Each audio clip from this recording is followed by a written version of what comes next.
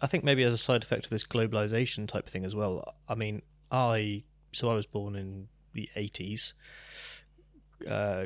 Grew up pretty much in that massive transitional period of the internet and all that Mm. stuff.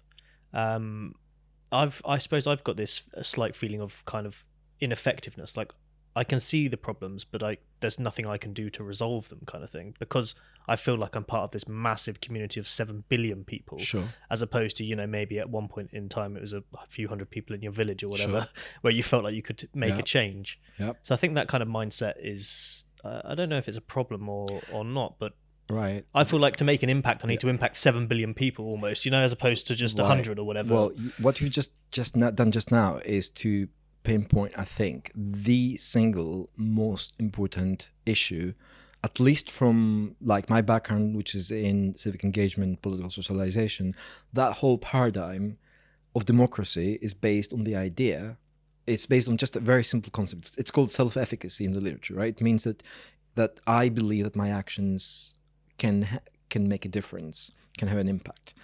The whole idea of not just just go beyond politics, just in life in general. The idea of freedom, of free will, is that your actions, that you have control over your life, that you have agency over your life. Hmm.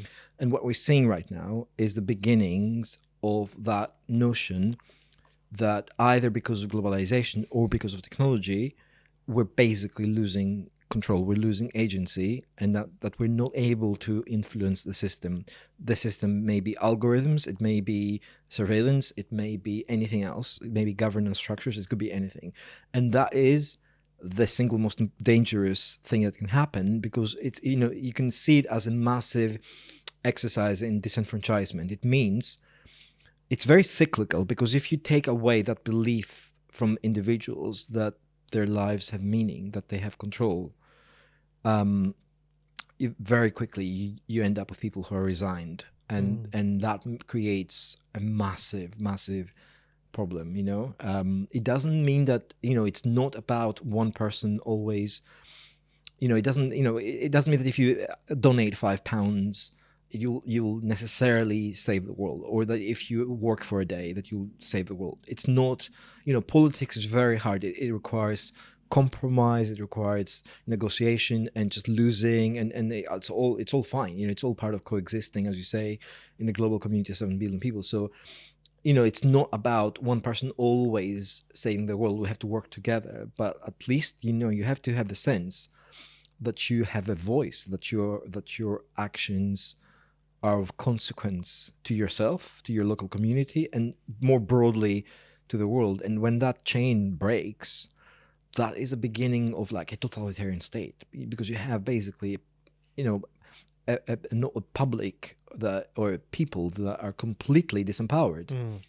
It's just cyclical, because if you believe that your actions make change, you're more likely to engage. If you believe, like, the biggest driver of disengagement and apathy is the belief that whatever I do won't make a difference. It's like, this is like a complete like catch-22. Where do you start from when people don't believe that? How do you change their perspective on that, right? But it's exactly what you said. So I think it's not just a problem, it is the problem.